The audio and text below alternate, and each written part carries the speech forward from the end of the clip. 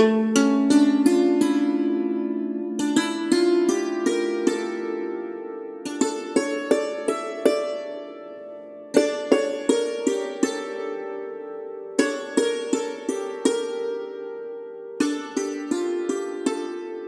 and welcome to So You Think You Can Rule Persia, the podcast where we rate and review all the kings of Persia from Diocles to Yazdegerd III. I'm Sariel, and my pronouns are they, them. And I'm Umberto, and my pronouns are he, him. Hello, everybody, and welcome to episode 74, Khosrow the Usurper. Ha, right. Is that promising as a name? Does not inspire safety or certainty or any sort of hope, honestly. Not especially, but he's at least not called Khosrow the Cabbage, which is less positive, but you know. He doesn't Stuff even happens. get a number. No. Like Antiochus the Child, and does anybody else not get a number? Let me have a look. No. It's Antiochus the Child and Khosrow the Usurper are the two ones who don't get a number, despite having other people with that name. Damn. So, you know, harsh. Indeed. But maybe he's very interesting. Maybe stuff happens. Who knows? We need to go through and understand what is his deal. So, Sariel, can you remember what happened last time? Well, since not that much time has passed since we recorded the episode, I know that, sadly, me not remembering much didn't have to do with the time that has passed. And it has to do with this guy was fairly unremarkable. Tried to get to the throne when his father died, because he was technically, the heir, or he is the heir, and jumped out of the Armenian throne to get to the Persian Empire throne, and the nobles said nope, and killed him. And that was about as much as, that was that. That was the life of Shapur IV. He wasn't terribly successful, but he tried, and, that's all we can really ask of you, isn't it? So, okay, let's recap quickly before jumping into Khosrow the Usurper and seeing what's his deal, what is happening to him. So, we'll remember very briefly, a couple of episodes ago, we had Yazdegerd I, tried a lot of reforms, but the nobility ended up assassinating him in the wilderness in Iran. Next up, we had Shapur IV, who was king of Armenia at the time, and the designated heir of Yazdegerd I. He took the throne in Ctesiphon, but then found he had little to no support, so he was eventually killed and replaced by the nobles with their own puppet. Because the nobles wanted to make sure that no son of Yazdegerd would succeed, so they chose this Khosrow the Usurper. So let's find out where he comes from and what happens. Does he have more personality than a stick puppet? So where does he come from? Like, what is their relation? Did they just, choose a random person? How did that work? Did you choose a noble? Did they choose a random guy? Did they choose someone from the family? So, something that is surprising about Sassanid nobles is that they really respect the royal dynasty, as in people who can become king. Some nobles will try to become kings, but that's in very, very special circumstances. So right now, all the nobles agree that the only person who can be a king is a Sassanid. Mm-hmm. It's also possible that they're doing this just because there is a balance of power, and if they make one noble family the royal family, then that messes up everybody's balance of power, and it's going to be a whole thing. I see. So what the nobles did is they simply opened up the family tree of the Sassanid dynasty, and they saw that, okay, Bahram IV, which was the brother of Yazdegerd I, had some children. Mm-hmm. And one of these children is called Khosrow. So he's an adult, he'll do. That'll work. Yeah, he was basically the cousin of Shapur IV, our previous episode. So Khosrow was born sometime in the 390s, which would make him too young to succeed his father when he was murdered, but old enough to succeed now. So that would explain why the line of succession didn't go through him at the time, but passed to Yazdegerd. Mm-hmm. So that means that he would be roughly the age of Shapur IV. He is a young man in his late 20s, early 30s, roughly that age. There is some discrepancy in the Shahnameh, where he's described as an old man when he comes to the throne, but that might just be some poetic flourish, because it would be really weird generation-wise if he was an old man. So, likely just something they're saying because it's fun. Maybe he was an old soul, Yeah, he was old inside. He was old in his Just soul. like me. So fair. Lovely, yes. So, okay, we don't really know much about him during his 20 years of his uncle's reign, but he comes to the stage in 420 when Yazdegerd dies. So we have no idea how much agency Khosrow had in the succession, because he is the candidate supported by the nobles, in opposition to Shapur IV and Yazdegerd's other children. So we don't really know if Khosrow wanted to reclaim the throne he saw as his, because his father was king after all, and if we had gone through quote-unquote normal line of succession, Khosrow should have been king instead of Yazdegerd, so maybe he thinks that's rightfully my throne, sort of like what Narseh thought about 100 years before, where he thought, oh, the throne's actually been taken from me, I'm meant to be the legitimate successor after all, and maybe he was just fuming all these years, wanting to regain his power. But it might just be that he was happy being a rich prince and didn't really care much for power, and the nobles just came up and dragged him and stuffed a crown on his head and said, no, you're being king now, because we need a puppet to rule. So, we don't know. What do you think, Sariel? Do you think he is the type of person that would just try and gain the throne at all cost, or is just how legitimate was the claim to the throne? Like, does he have a point? I mean, you could make that argument. Like, his father was king, and he was the eldest son of the king, and he did not succeed. Right. So I guess he was a child at the time, so that's why he didn't succeed. There could be some truth to that. Yeah. I feel like this is probably a situation where it's a bit of both. Like, he had this claim, and it was enough for the nobles to say yes, and enough of him wanting to do it that he's like, finally, this is my chance. Like, I wouldn't start a war for it, but I am just the guy that you need. Yeah, but now that all the nobles are supporting me, then I might as well. Yeah. I don't know. Like, it depends how scared he is of the job. I mean, how many? 1, 2, 3, 4. The past 4 kings have ended up murdered. Yeah. So it's not a great job if you want to die don't get me wrong. sleep. It makes sense to have a healthy amount of fear for this job. Yes. But with that said, is he eager to gain power? Well, we'll find out as the story progresses. Because, well, what happens is the nobles killed Shapur IV for him, and hooray, Khosrow is now brought to Ctesiphon and crowned as King of Kings. So that's great. Lovely. He can get to rule. But he has some issues to deal with, because there are still 2 children of Yazdegerd left to deal with. So what do we do here? Well, the easiest one to deal with is the youngest son, a man called Narseh, who was underage and had no support. Oh no. So if he wanted to be troublesome, he could be killed, but, for now he's just some kid. There might not even be need for violence, so good.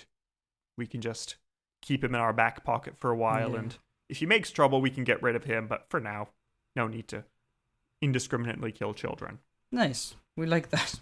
Good start. The not having to kill children. That's helpful. But the other son of Yazdegerd, Bahram, was a bit more troublesome, because Bahram had been sent to the Lakhmid Arabs in his youth, either to be educated there and foster good relationships with this semi-vassalized group, or because Bahram disagreed with Yazdegerd's policies and needed to be exiled to cool off a little bit. But whatever the case may be, Bahram was not going to take this change in the succession lying down, because in his view, if Shapur is dead, he's next in line for the throne, he's meant to be king. Yeah. So we have these competing claims. They're both the sons of a king, and they both believe they should be in charge. So what does Bahram do? Bahram goes to the king of the Lakhmids, his host, and says, hey, give me an army, please. I will dethrone this usurper, and I will be favorable to you. I will give you many privileges if you help me out. Well, what do you think the Lakhmid king does? Would he agree? Do you think it's a good investment, or do you think it's maybe I don't want to be killed by all the nobles ganging Yeah, I up on me. think depends on like how much influence this king to be has. Like, what does the army look like? Like, is he just like a random, like solitary dude who's like, please, I need help. I have no one behind me. Or is it like, oh, I have a fair amount of power and, I'm gonna go for it. Because I am the rightful king. Yeah, right now, Bahram was away from court for a while because he disagreed with Yazdegerd. Yeah. That could be an asset because the nobles killed Yazdegerd because they disagreed with him as well. If Bahram is sympathetic to the nobles, he might be able to sway some of them to his side. But to do that, he does need an army. If he has no army, he's just some guy asking, please put me on the throne. Yeah. So he asked the Lakhmid king, give me an army, please. I will take Ctesiphon. I will find support among the nobles, and they'll make me king, and we can rule together. Press X to doubt. Apparently, Bahram's adoptive father, this Arab king, thought, yeah, fair enough. Yep. Seems like a worthy investment. I mean, the Sassanids aren't going to invade the Arabian desert and try and fight us, because that's complicated and it takes a lot of resources, so I might as well provide you some soldiers. So he gives Bahram a large cavalry contingent, half made of Iranians and half made of Arabs. So probably Bahram had his own honor guard that brought him abroad, so we're using that and these Arabic soldiers as well. So alright, Bahram marches towards Ctesiphon, and it turns out that the nobles and Khosrow had failed in one crucial bit of planning. Can you guess what that is? Being there? Like being at the capital? I mean, being at the capital is good if you want to claim legitimacy. Yeah. But what do you think they're missing to face this invasion? An army? That is correct. Oh my god, correct. I thought it was... They left their armies at home. Listen, I didn't go there first because I was like, well, if there's gonna be a fight, certainly, like, surely they did not forget to, like, have military presence. The problem is that they were rushing to get to the capital following up Shapur IV. Yeah. But all their armies are back in Iran, and it's going to take them a while to arrive. So now Ctesiphon is surrounded by Bahram's army, and Khosrow and the nobles are stuck inside. Cool, sounds great. So that's going to be fun. So Khosrow sends Jessica over to Bahram and says, hey, can we talk? I just want to talk, This doesn't have to end in promise. violence. It's going to be fine. Come on. Let's just discuss this like civilized men. This will be okay. Please don't hurt us. We don't really know exactly what happened, but we have a mythical account which is excellent, and I'm going to describe to you. Apparently, just to start, one of the great things is that the ambassador that Khosrow sent to Bahram was so stricken by Bahram's outstanding beauty that he forgot to bow before him. Oh no, did he get killed for that? Apparently not, it was just fine. Okay. But quoting Ferdowsi from the Shahnameh, the ambassador was astonished at the might of Bahram's chest and shoulders, at his strength and stature. And just gay panic, presumably. I love that. Actually, that's a great compliment. I'm glad that he didn't get killed for simping really hard. Yeah, and also, being extraordinarily attractive is a sign of divine favor, so we're kind of being told by the text who the good guy is in the story. Right, yeah. You know, the cranky old man, according to this version, or the beautiful, handsome prince who has come from a foreign land with an army of loyal soldiers. So, we'll see how that goes. Sure. But yeah, apparently in this embassy, according to Al-Tabari and the Shahnameh, the nobles complained about Yazdegerd's reign and said, hey, listen, we killed, or there was an accident with Yazdegerd. Who said kill? Nobody said killed. He was fine. Something happened. Slipped. Magical horse. Don't question it. But this happened because, well, Yazdegerd was cruel. He's Yazdegerd the unjust, Yazdegerd the accursed. Because, well, he was listening to foreign people more than us. He was disrespecting their religion. He was making friends with the Romans. Everything was terrible under him. He was mistreating the nobles.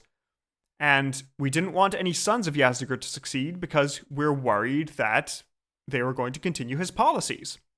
Sure. But, Sure, that's you know, seeing that Bahram wasn't fully in agreement with Yazdegerd, maybe we could come to an understanding.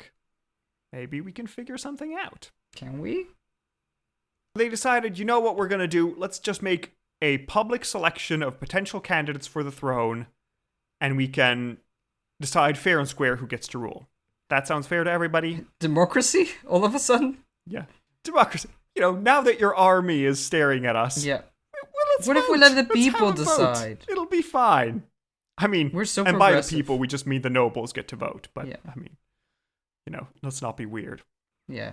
No, of course, like the people fit to vote, you know. Yeah, You can't leave this to the masses. They don't know what they're doing. They're like animals. Exactly. So they have early stages. They start to vote for different candidates, but Bahram keeps winning the early rounds. But still, some of the older nobles feared that he would become a new cruel Yazdegerd. So Bahram tried to convince them. He tried to understand what they wanted. So first he said he would reverse his father's policies, and you know what? He was going to rule for a trial period of 1 year to prove that he could do the job. And if they didn't like him, he'd leave. That would be fine. Oh, that's really nice of him. But the nobles are still not fully convinced. You know, they're like, but are you just saying that? How do we know that you're going to keep your word? It's a iffy situation. So Bahram says, you know what? Let's let God decide who the rightful king is. How would God decide who the rightful king is, Serial? What would be a strategy for that? God, I don't know, some omen or something that they can read and interpret however they want. Sort of. So Bahram decides, let's do this. Let's put the royal crown and the royal robes in the middle of an arena. And then in this arena, we can put 2 hungry lions tied up with their cubs. Let's let all the candidates in, and whoever gets to the crown and the robes without being mauled to death gets to be king. Let's go. That sounds good. Who's gonna stop the lions? Well, Khosrow is first led in, and So they did do this. they went through with this, yes. Wow. They thought this sounds like a perfectly rational thing to do. Yeah, I'm sure none I of mean, us are democracy gonna sounds regret this. foolish, but trial by lion is clearly the best way to choose your government. Mm-hmm. We should use it more often in the modern day. Why not? So Khosrow refused to take part. Or, according to certain versions, said, you go first, Bahram, let's see how good you are. So Bahram said, alright, you want me to go first? Fine, let's go. Bahram walks into the arena with a massive mace. He steps in and murders the lions with extreme violence. Damn. We're told that he bashes one lion's head in by using the mace-shattered head of the other one. So he smashes the head of one lion and uses the smashed head of the first lion to smash in the head of the second lion. So that's Christ. pretty intense. Yes. Wait, so did the other guy go first? So Khosrow let Bahram, the pretender, come I in. see. So it's like, no, you go first. And Bahram just smashes skulls Yep. with great intensity and violence. Yep. And then, covered in blood and gore, he Takes walks the up to the crown. crown, Mhm. picks it up, puts it on his head, and questions if anybody would like to give it a shot. At this point, Khosrow and all the attendants bow before Bahram and accept him as the rightful ruler of the Yeah, Sassanid so this Empire. was the Bahram preview episode and not really, Yes, you know. pretty much. Yes. Bahram has his own section in the Book of Kings because there's lots of epic stories about him. So cool. And so this is how it goes according to legend. If we want to look at it realistically, probably what happened is that Bahram went up to the nobles with an army, surrounded the city, and said, hey, listen, I disagreed with my father. I'm not going to rule like him. I'll listen to the nobles more often. And the nobles thought, yeah, that sounds better than being all killed after the city is taken. You don't say. Let's just hand over Khosrow to Bahram and that'll be fine. Also, the Divine Judgment story hides that the nobles failed in setting off a coup because they were unprepared. Clearly they didn't have an army and everything, so... I love that the nobles are like, let's kill the king. Yeah, let's kill the king. What now? Oh, shit. I don't know. Didn't think we would get this far. Yeah, it's sort of like when the conspirators kill Caesar and they're like, oh wait, people liked him? Oh no, what are we doing now? Anybody have an army? No? Damn. Well, let's hope for the best. Like, if you're gonna orchestrate a coup, you need to think what's gonna happen after the murder. Yeah, that's Coups 101. But yeah. So, yeah, the mythical story makes Bahram look good because he is chosen by the gods, and it also makes the nobles look good because they were only worried about the good of the empire, and well, now that they saw this omen, well, they clearly went to the right side in history, so everybody was correct, and nobody was wrong, except Khosrow, who was a puppet and didn't do anything, but I guess. So yeah, Khosrow then disappears from history so hard that the next time we get a Khosrow, it's going to be Khosrow the First. So this guy doesn't even get a number, he's Khosrow the 0th, because nobody really cared enough to remember that he existed. But he did technically count, so we get a Bahram preview episode. But yeah, next time you'll get to hear about Bahram the Fifth, also known as Bahram Gur, where you'll find out what the nickname means. It's a fun name, I had fun localizing it. You'll figure out what it is. So what did you think of the episode, Sarah? How was that? I mean, worse than yesterday somehow. But like, or yesterday, it wasn't even yesterday. 2 days ago, I guess. Worse than last one. But like, to be expected? Because he's called the Usurper. I knew it wasn't going to go well.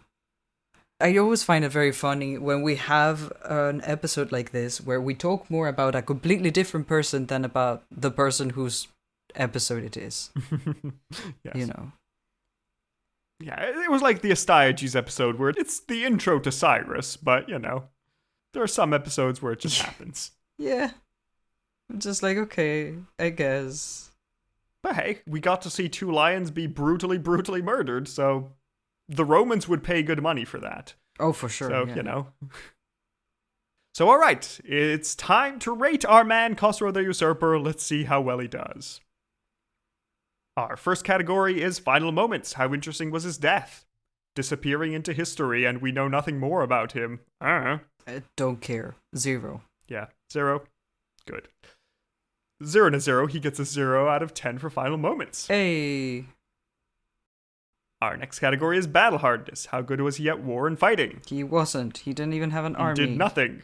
He had no armies for his coup. What are you doing, my man? What are you even doing? He just got invaded. That was all. Yep. He didn't even personally fight the lions. He just said, no, after you, good sir. So, I think a 0 is fair. I assume you get a 0 as well. Yeah. So 0 and a 0 is a 0 out of 20 for battle hardness. Our next category is scheminess. How good was he at plots and manipulations? I mean, depends how much agency you want to give him for the usurpation, or if you want to say it was just the nobles who needed a warm body to sit on the throne. Like, he didn't even feel that involved in it, right? Like, we don't know exactly how much he wanted it, but it was clearly the nobles' choice. I mean, as soon as the nobles abandon him, he just falls apart. Yeah, like so it didn't even feel like he was like, oh, now it's my chance. I'm going to talk to the nobles and convince them that, It was just like, oh, he was just there. So, no. Yeah, he was just, 0. He was also there, yes. He was also there, yeah. 0 as well. So, with a 0 to 0, we get a 0 out of 20 for scheminess. Our next category is shock factor. How shocking was this man? Do you want to give him points because he usurped the throne? No. Or again, he was a warm body? No need. Did he do anything? No. No. Yeah, fair enough. 0s all around. 0 and a 0, 0 out of 20 for shock factor. Our next category is Aaron Shine. How good was he for the Empire in general and Iran in particular? Bad. He didn't have any impact, at least, so I guess. Yeah, no, I mean, there's no impact there. If he hadn't existed and Shapur had just, choked on a grape, and then it was Bahram's turn, that would have been how the succession was going to work anyway. Khosrow has no influence whatsoever. he just embarrasses the nobles a bit. So 0 again. Yep. 0 to 0. 0 to 20 for Aaron Shine. Our next category is Face of Faces. What do you think this man looked like? Oh god, give me a minute. To your great surprise, no crown. Yeah. A crown of what? Of being a Crown of puppet for a shame. hot second? Yes. Okay, so Sarah has finished their drawing. Let me pick it up and I'll describe it to you all. That I have. Nice. Very good. Yeah, it's something. It's good. What we have here is a nest of lions, which is very cool. I like it. It's strong design. You can basically see it's like a blob with like some tails and some manes and some ears popping out and some white eyes popping from the center, as these lions are all there guarding the royal regalia. And in the front, we have a guy with like a beard, a thin mustache, some longer hair, some lovely pants, and a tunic. And he is pointing towards the lions with both hands and saying, "After you!"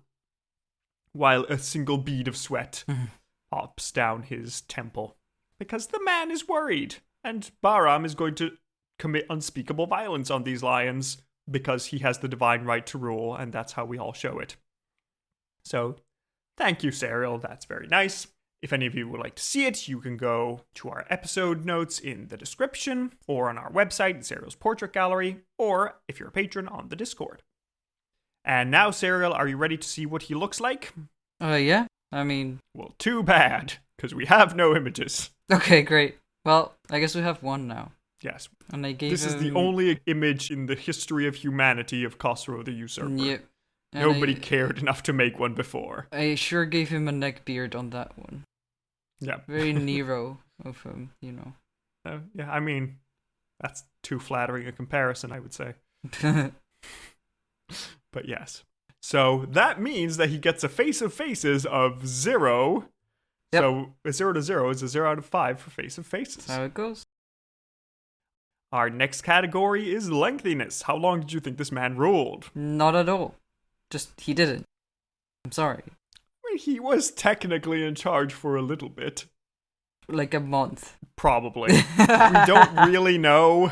Again, I gave him the same length of reign as Shapur IV because we get 4 kings in a year, split it up evenly. Oof. Nobody tells us the exact Well, amount of months, spoilers. so- Now I know. Wow. Now you know that the guy that has stories in an epic poem about his right to rule is going to do reasonably well. I am excited. Actually. Is going to at least survive the year. Mm. Not do reasonably well, survive. So I gave Khosrow the Usurper a quarter of a year, which is 3 months. Which, divided by 10 years, is 0.025 out of 5 for lengthiness. And that leads us to a very exciting final score, Serial. Because he gets a grand total of 0.025 out of 100 points. Wow! Wait, is this our lowest score? Making him the absolute lowest score. Yep. He is Damn. so bad. Loser core. He is 12 times worse than Xerxes II, which is saying Amazing. something. Amazing. Love that. No, he is 120 times worse. Sorry. Math. Didn't want to give him too much credit. Because his only score was lengthiness. His only credit is the fact that he is also appearing in this film. Yeah. But otherwise, he sucks. Any future kings are going to have to work really hard to contribute absolutely nothing and rule for less than 3 months.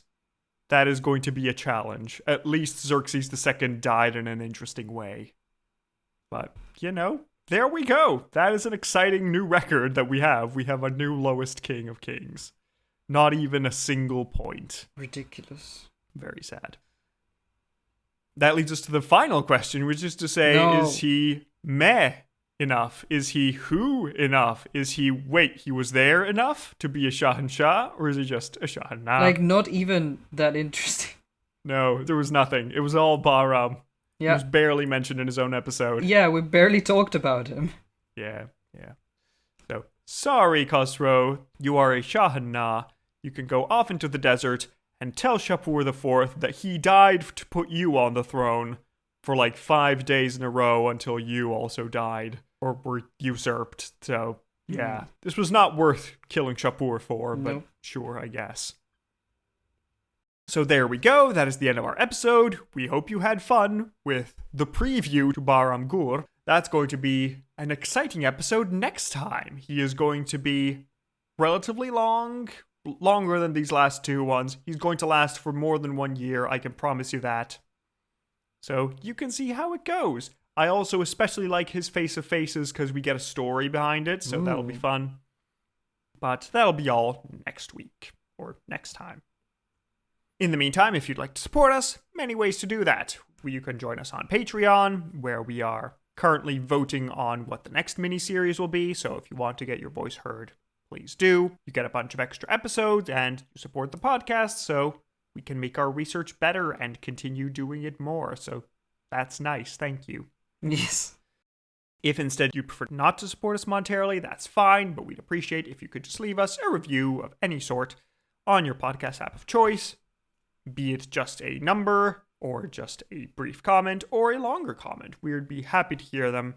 It's always great to hear that people enjoy the podcast, and if you spread the news, we get to gain more lovely friends interested in very niche history.